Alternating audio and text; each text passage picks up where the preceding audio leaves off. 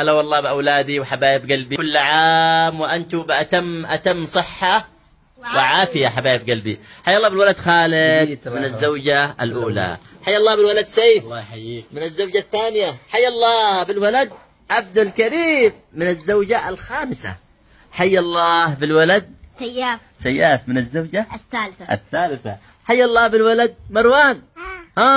كيف الحال؟ قول كل عام وانت بخير. حيا الله بالولد الياس، كيف الحال؟ الحمد لله. كل عام وانت بخير. امك الزوجة الثالثة. حيا الله بالولد وليد، كيف الحال؟ امك رقم كم؟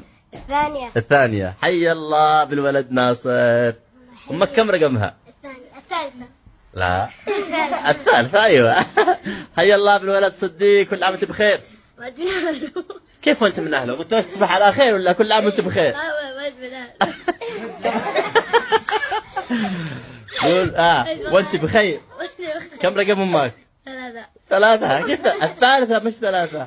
حيا الله بالبنت الأمورة رباب، كيف الحال؟ كل عام وانت بخير. امك كم رقمها؟ الرابعة. حيا الله بسمورة حبيبة قلبي، كيف الحال؟ كم رقم امك؟ اوتش. بالعربي 3. حيا الله بروان حبيبة قلب بابا، كيفك؟ الحمد لله. كل عام وانتم بخير وبصحة وسلامة حبايب قلبي.